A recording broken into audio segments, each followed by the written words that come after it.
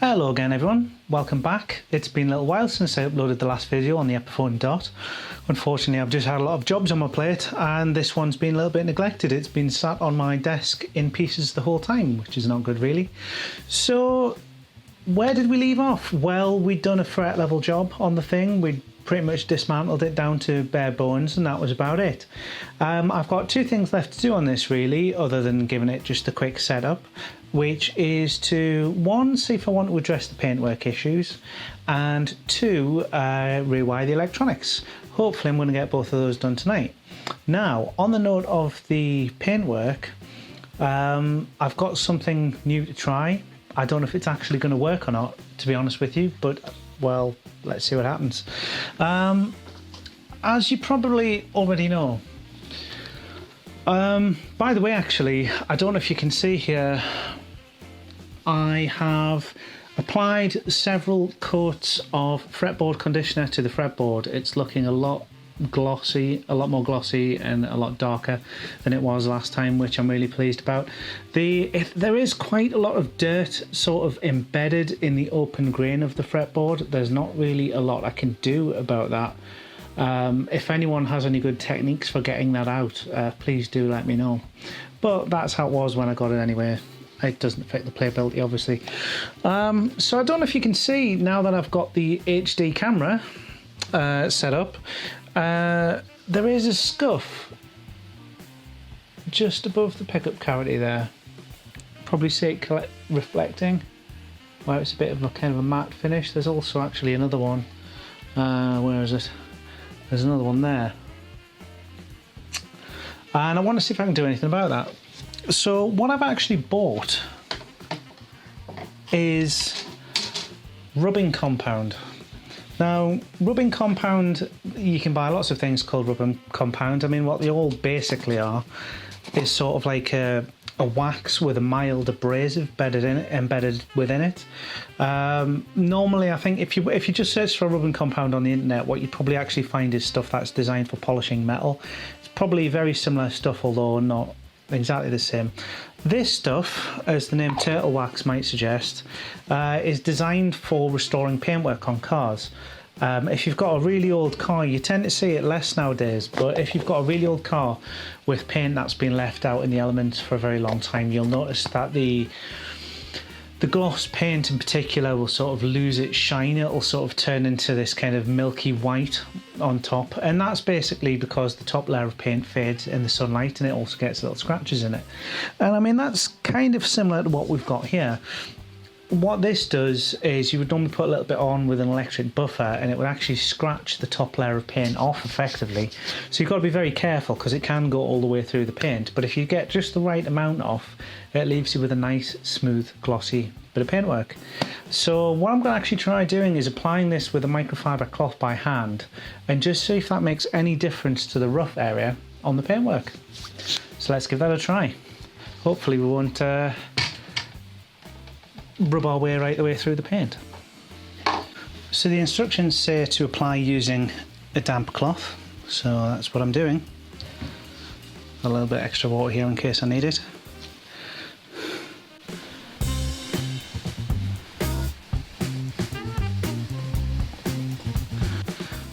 And I'm just giving it little circular motions there.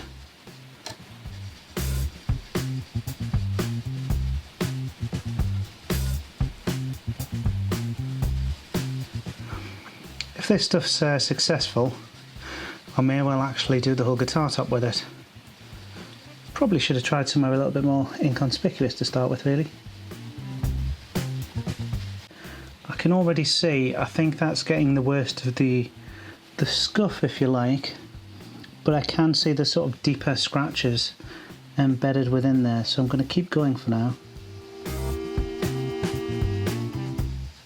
Maybe I should have gone with a high grade of wet and dry first.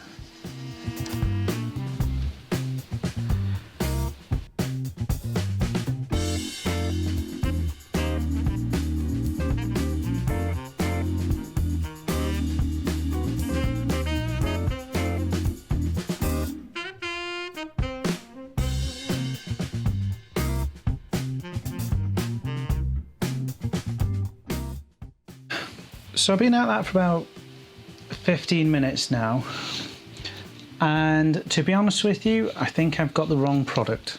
The instructions for this say to apply it with a damp cloth, allow it to dry, and then wipe it off. That sounds more like a wax to me, like a tea-cut kind of formula, which certainly will help, I'm sure. But I think what I'm after is more of a cutting compound, something that's just going to be a bit more abrasive. I think it has done some good, but I think I would have to either be on for quite some time with an electric polishing machine or something like that to actually make that cut. So I think I'm going to have to revisit this with either some extremely high grit wet and dry or a different compound. But that's okay, I just wanted to experiment with this and I can use it anyway. In fact, it might actually do okay for polishing frets, but who knows. So I'm going to allow that to dry, and then we'll wipe it off, and then we'll compare that area with the area that I haven't treated just to see if it has made any difference, and then we'll move on to doing the electronics for now.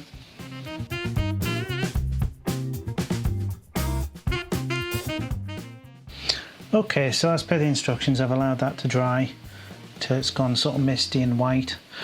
I don't think it's going to have done what we expect it to do, to be quite honest with you, but we'll have a little look anyway. So as instructed, I'm just going to wipe that off with a dry cloth.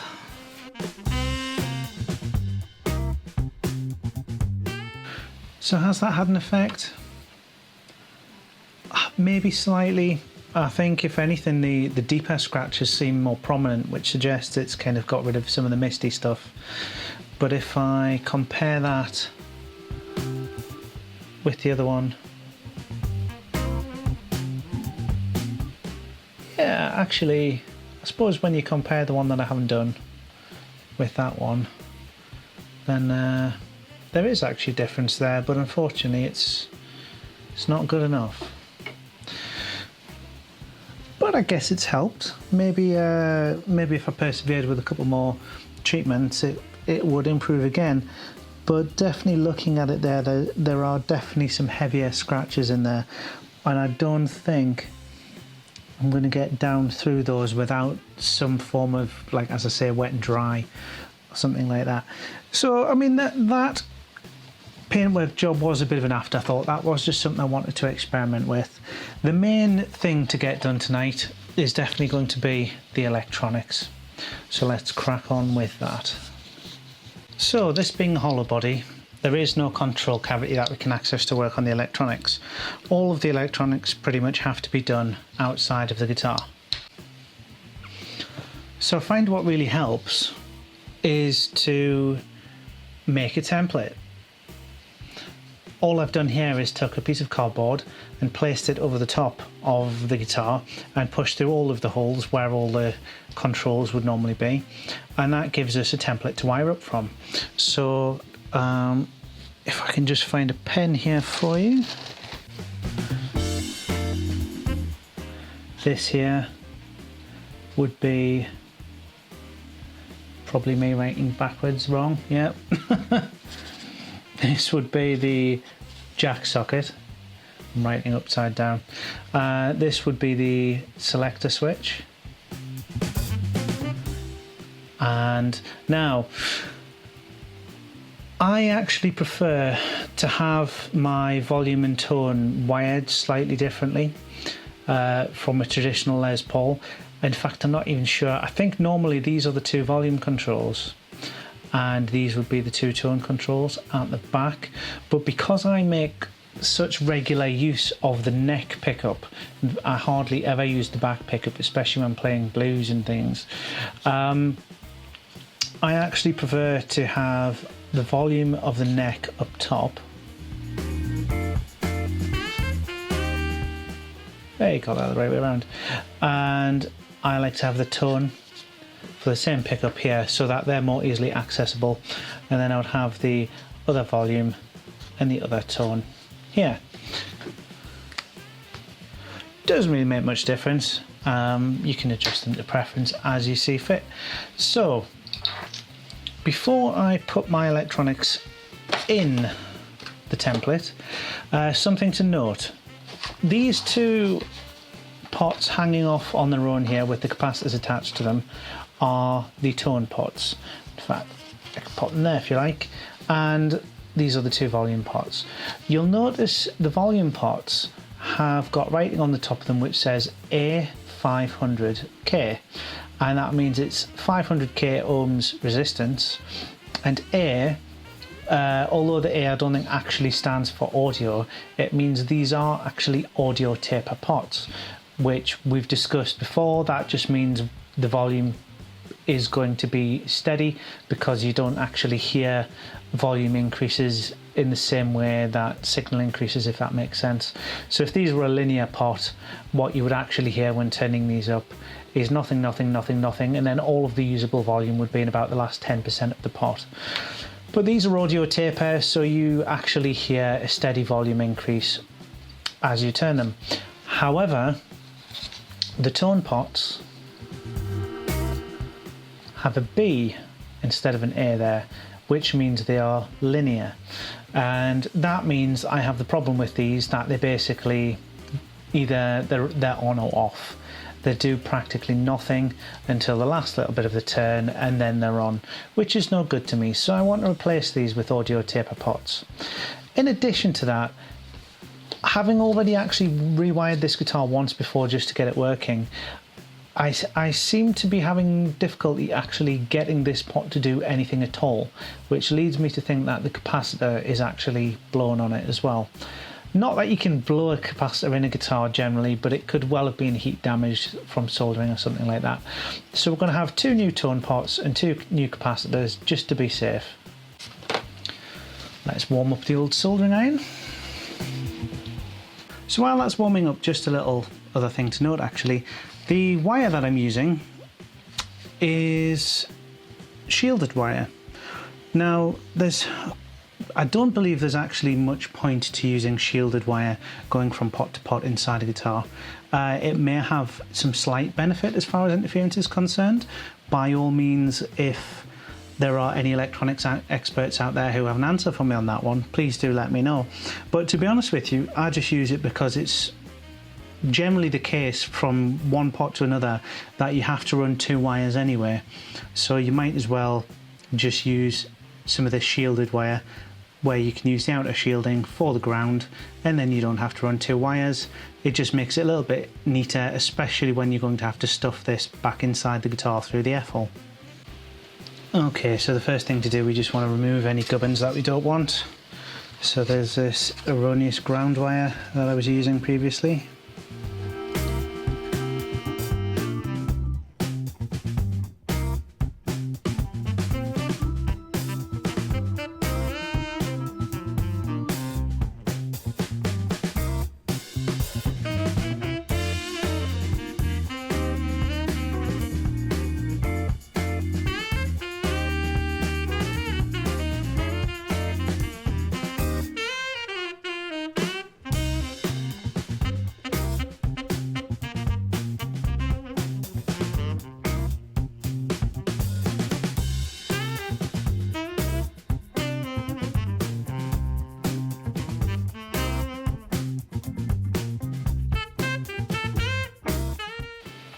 So that's the unwanted gubbins out the way.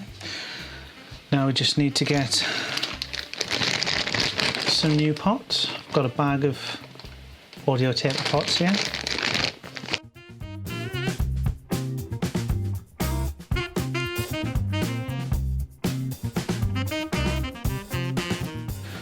And we might as well have some new capacitors as well.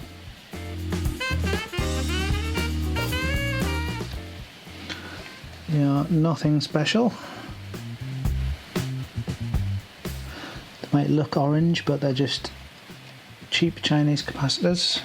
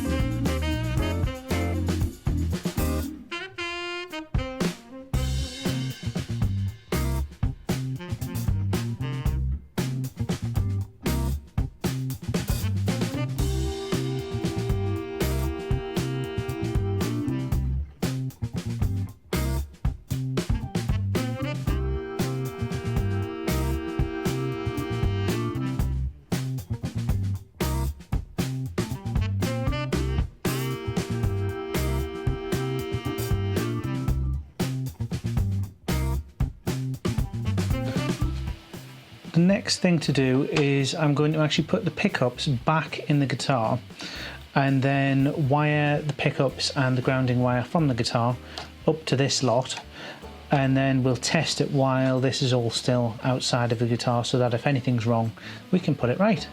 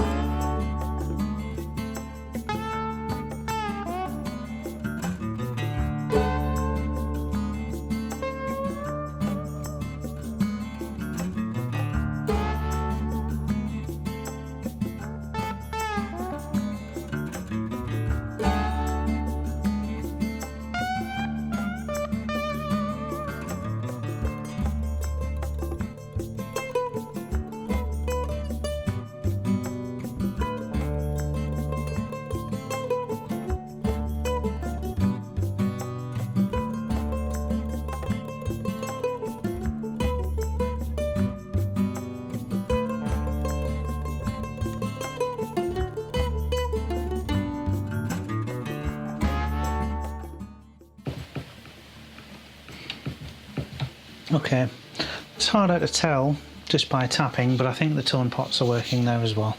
In case you didn't know, by the way, I'm just tapping the ends of the magnetic poles with a screwdriver just to generate a noise without putting any strings on. Oh, just realised actually, I haven't yet connected up the ground wire for the bridge. Not that it would have made a difference at that point, but I do need to do that right now.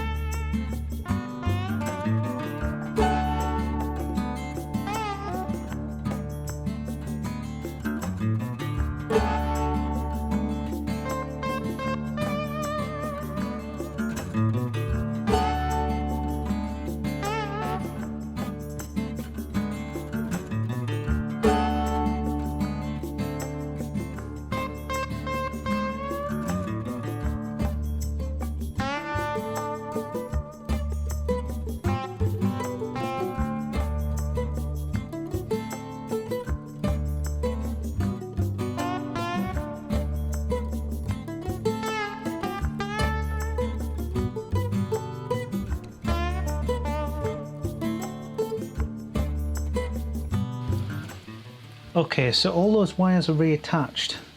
Now comes the painful bit. We've got to try and get all of these electronics back inside the guitar and reattached, and we've got to do that without breaking any of the solder connections. These are fairly delicate wires, and sometimes it's very difficult to be delicate with this job. Now, the method that I was taught when taking wires out of these kind of guitars was to actually tie little bits of thread around the end of each of the controls, drag the controls back out of the F-hole, and then when you want do any soldering or anything you want to on the controls, and then you can pull the thread back through the hole, and that will effectively pull the control back into place. I've had limited success with this. It certainly is a very good idea, almost essential in most cases. I just kind of tend to wing it and use a little bit of wool or thread. In this case, I've got some scrap wool from my girlfriend's knitting. And I just use that in a combination of what I like to call a grabby hook thing, which is basically just, in this instance, a bit of scrap stiff wire that I can use to get a hold of that piece of wool. And I'm just going to have to effectively try my best to feed everything back through. The only thing I will say is that it helps if you can kind of get all the controls roughly positioned in a kind of logical order from feeding them back in. Apart from that, it's just kind of trial and error and frustration, I'm afraid.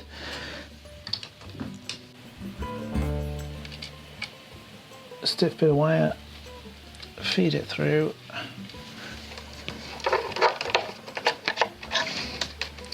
The F-holes are actually thankfully wide enough that you can get your fingers in to pull stuff out. There's just absolutely no way I could get my hands right the way through to the back of this. Always good at this point to make sure you've got all of the necessary nuts to go back on the ends of all your controls when you put them through. Just going to try best not to get these things tangled up. Breaks occur. So what I'm actually going to do is feed this noose through the jack socket and hook it over the end like that. Then keep some tension on there. Just pull it back through.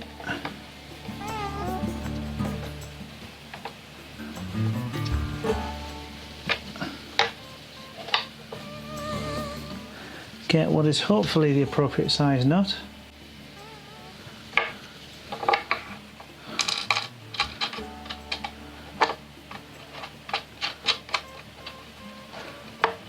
Finger tighten that for now. And then if you want, you can sit there for ages trying to get the wool off, but to be honest with you, I tend just to cut it off. A little bit of wool falling inside the guitar is not going to harm, and you can always get it out if you want to. But we'll leave that there for now. Move on to the next control.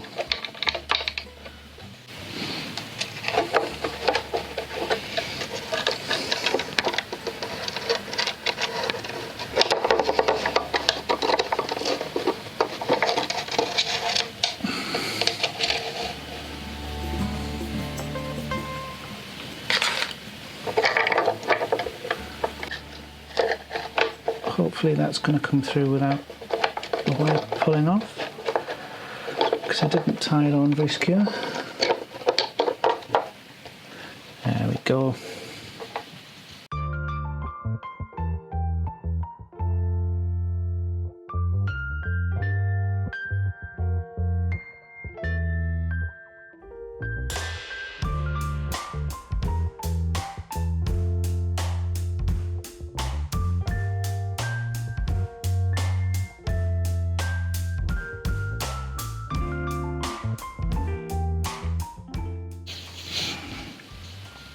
Two controls in. Now, from memory, most of these ones you tend to be able to get into place using just your fingers if you're lucky, from what I can remember at least anyway.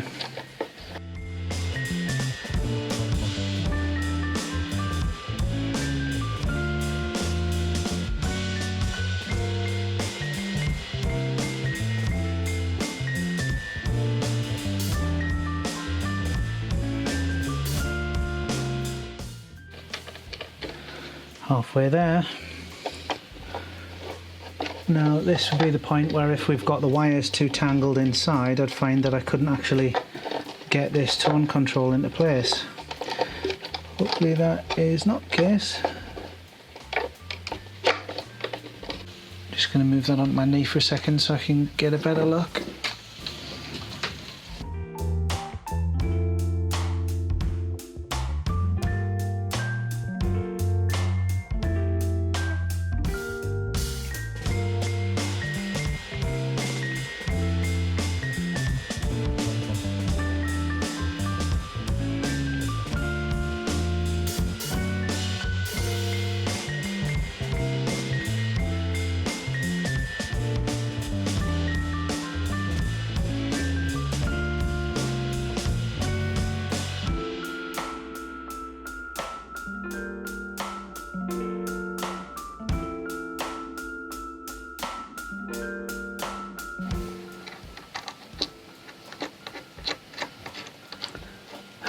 Okay, so stop the clock. 36 minutes I think that took me. I'm sure you could do it a lot quicker if you did, as I say, use thin thread, tie that on at the very start and then leave it attached to the controls. But I've had the controls on and off this a few times now, just to try and get everything sorted.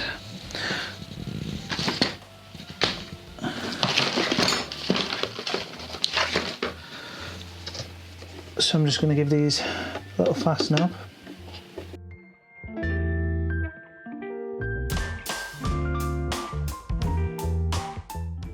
Well, let's plug it in again and see if we can still hear sounds from both the pickups.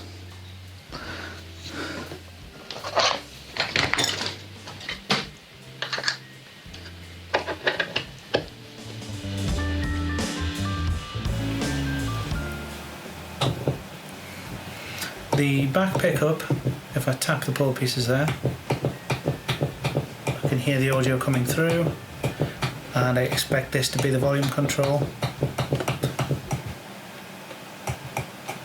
Yep, that's definitely working. And I expect this to roll the high end off.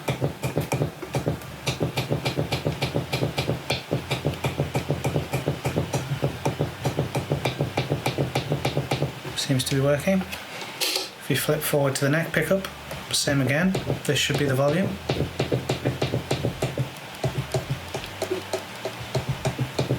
Which it is, and this should roll the tone off.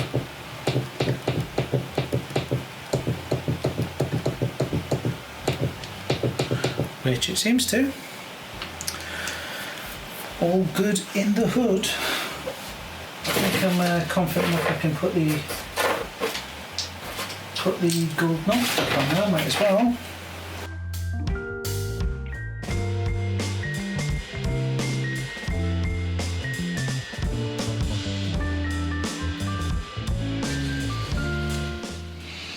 So the next thing I want to do is actually get at least one string back on there just to double check those tone controls and everything are working properly.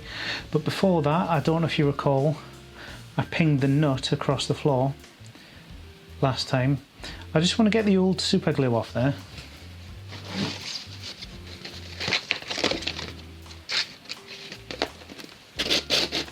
So I'm just going to rub it up and down a bit of sandpaper on a flat surface.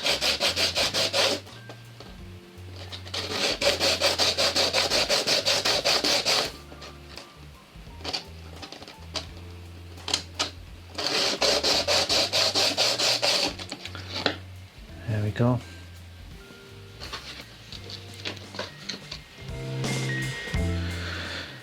Now I could, if I wanted to at this point, consider potentially filing the nut, but I don't have any nut files.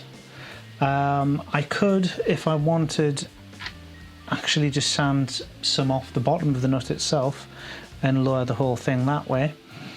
But I think we'll be okay with it as it is, to be honest with you. So I'm just going to put a little bit of super glue, just a couple of dabs to hold it in place. The nut will more or less stay in place by itself, to be fair. You just want a tiny little bit just to hold it.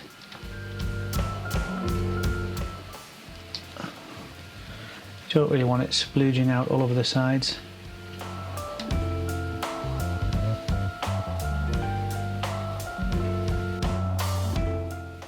Okay, so time to string up. We are going to have to set the height of the bridge and intonate and all that stuff when we do that. I would normally use Elixir 10s on most of my electrics. I have actually been down tuning and using 12s on my Strat. For this guitar, because it's sort of an acoustic guitar, I think it kind of benefits from the heavier strings. I ideally would have liked to put 11s on it, but the law of sod dictates that I only seem to have 10s and 11s in stock at the moment. So I think what I'm actually going to do is, I've got this spare set that's been lying around for a while, which is actually 10 to 46s, but with a wound third. So I think I might actually give these a try until I can order some 11s to put on this. So what I'm actually going to start by doing is just actually, well, first of all checking that these strings are okay, because they have been in a cupboard for quite some time.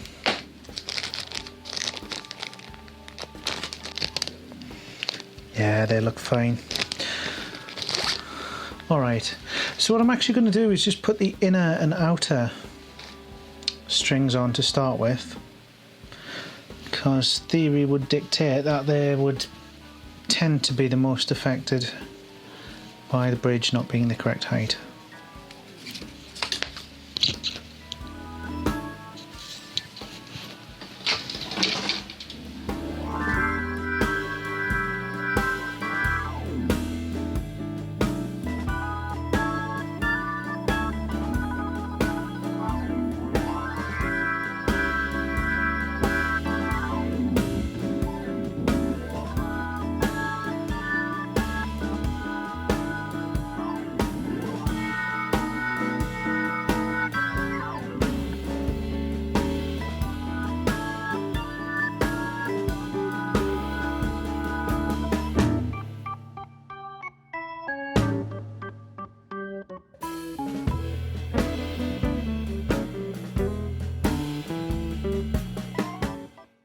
Okay, so I don't know if you caught that, but I wasn't really paying attention and I'm quite tired, so I did actually have that misstrung. But I've got all the strings in the right place now. I don't think any of them are really fretting out.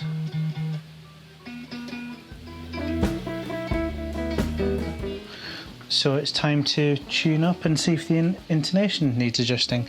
Normally when I'm doing intonation I would normally use my Boss TU3 pedal, but I'm kind of running out of places to plug things in at the moment, so I think I'm just going to go and get my little clip-on tuner, which should do the job anyway.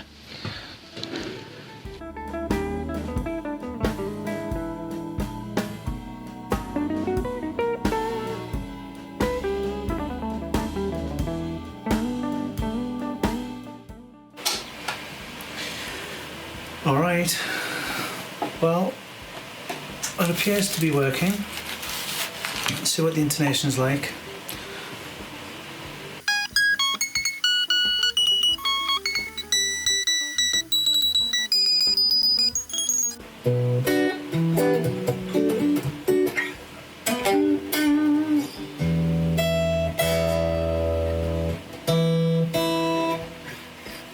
Yeah.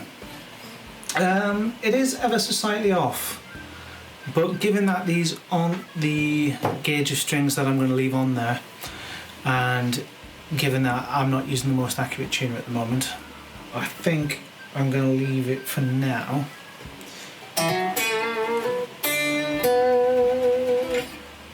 Okay guys, it's getting a little bit late, so I think I'm probably going to have to look at the finish another time, especially since I'm probably going to have to get some more materials to properly dress these scuffs anyway. So I thought I'd leave you with just a little quick play out just to let you know how the guitar sounds really. Until next time, goodbye.